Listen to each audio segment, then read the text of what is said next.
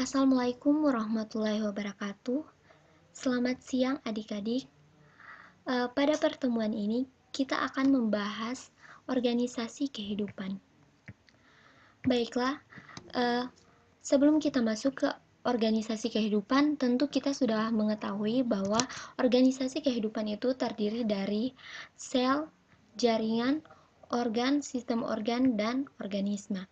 Sebelum kita masuk lebih jauh tentang organisasi kehidupan, alangkah lebih baiknya kita mengetahui pengertian atau apa yang dimaksud dengan sel.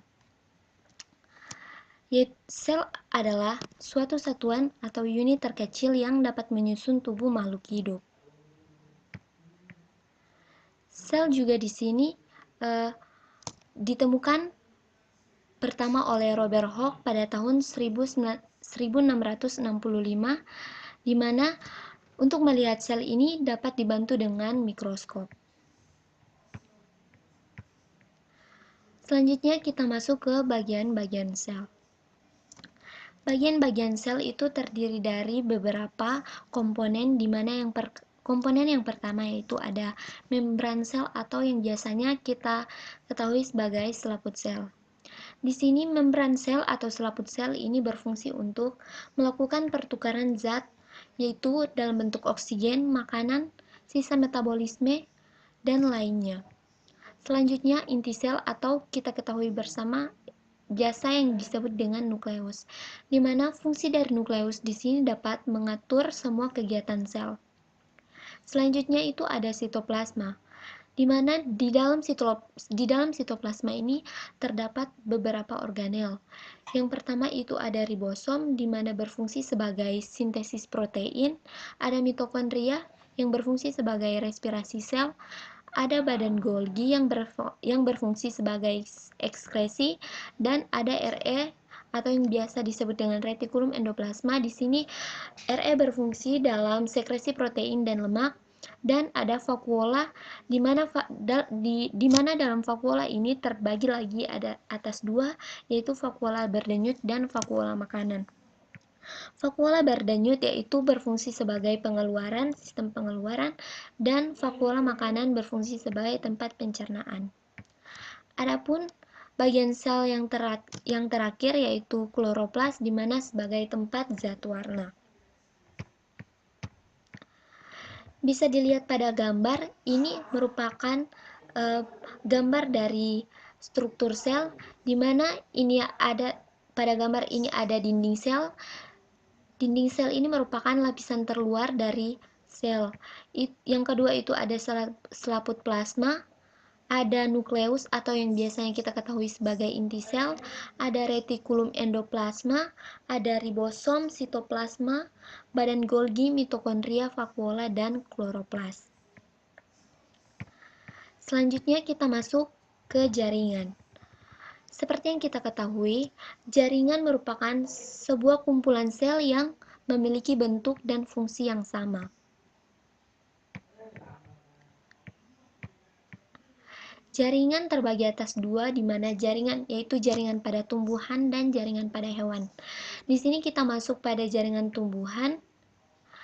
Jaringan pada tumbuhan ini terdiri dari beberapa komponen, yaitu komponen yang pertama itu ada epidermis, di mana epidermis ini berfungsi untuk melapisi permukaan akar, batang, dan daun, dan tersusun rapat dan berfungsi untuk melindungi.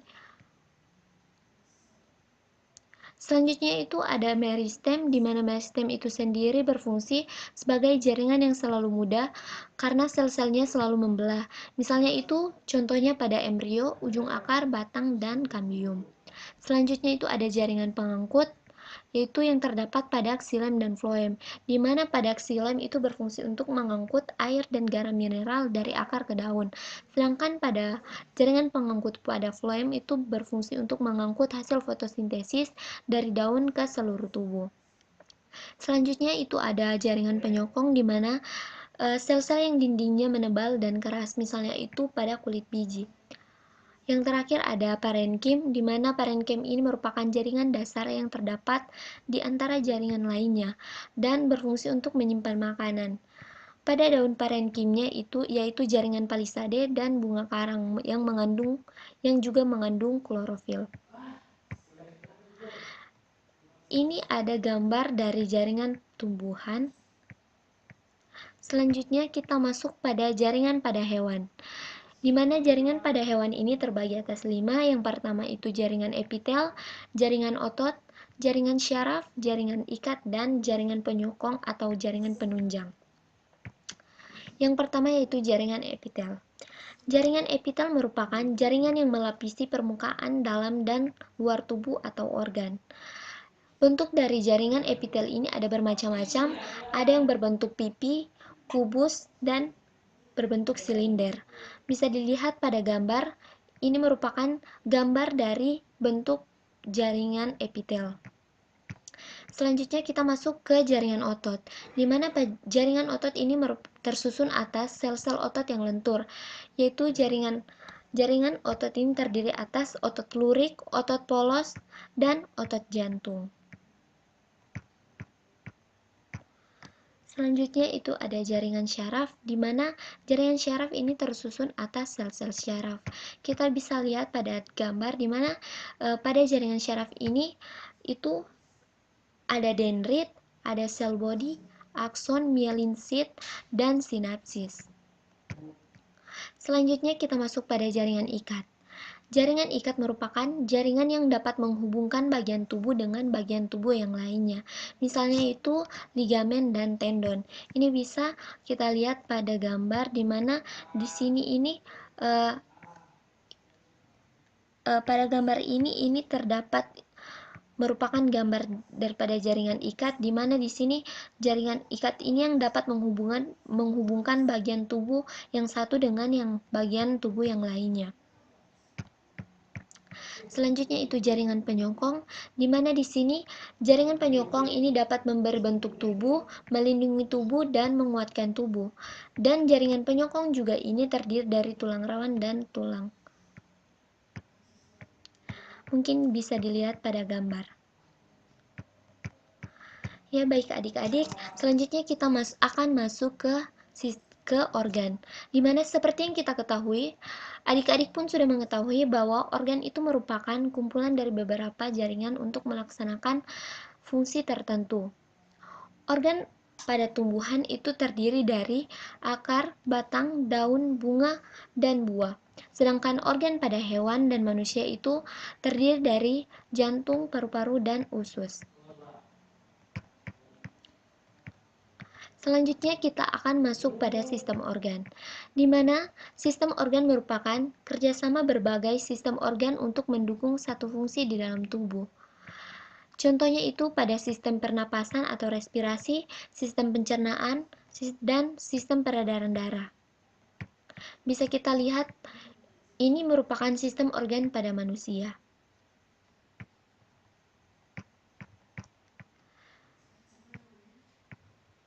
Selanjutnya ini dapat dilihat organ penyusun dari sistem organ serta organ-organ penyusun dan fungsi dari sistem organ.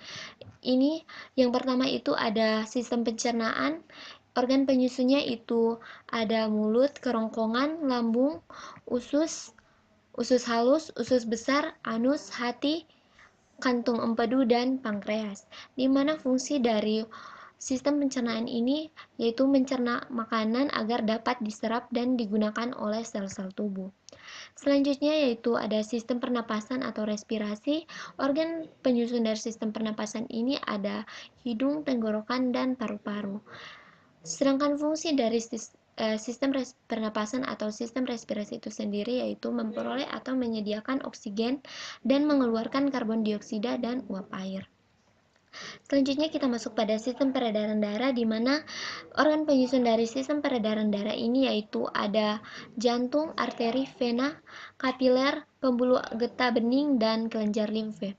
Fungsi dari sistem peredaran darah atau sistem transportasi ini yaitu dapat mengedarkan mengangkut zat makanan, oksigen, melindungi tubuh dari bibit penyakit, dan mengeluarkan zat sisa yaitu yang berupa karbon dioksida dan uap air. Selanjutnya itu ada sistem pengeluaran atau ekskresi, di mana organ penyusun dari sistem pengeluaran itu yaitu ada kulit, paru-paru, ginjal, dan hati. Fungsi dari sistem pengeluaran atau ekskresi itu sendiri yaitu mengeluarkan zat sisa, sampah, atau sampah keluar dari tubuh dan menjaga keseimbangan cairan di sekitar sel. Selanjutnya itu ada sistem koordinasi, di mana organ penyusun dari sistem koordinasi ini yaitu ada otak, sumsum tulang belakang, alat indera, dan hormon. Dan fungsi dari sistem koordinasi itu sendiri yaitu menerima dan merespon rangsang dari lingkungan dan mengatur aktivitas tubuh. Selanjutnya itu ada sistem reproduksi. Adapun organ penyusun sistem reproduksi yaitu testis, ovarium, uterus, dan kantong semen. Sedangkan fungsi dari sistem reproduksi itu sendiri yaitu untuk proses perkembangbiakan. Selanjutnya itu ada sistem gerak, yaitu organ penyusun dari sistem gerak yaitu ada rangka dan otot tubuh, dan fungsi dari sistem gerak itu yaitu dapat memberi bentuk tubuh, pelindung tubuh, dan sebagai alat gerak. Ya, baiklah adik-adik, mungkin itu saja yang dapat kakak jelaskan. Lebih dan kurangnya kakak mohon maaf. Wabillahi taufiq wal hidayah. Wassalamualaikum warahmatullahi wabarakatuh.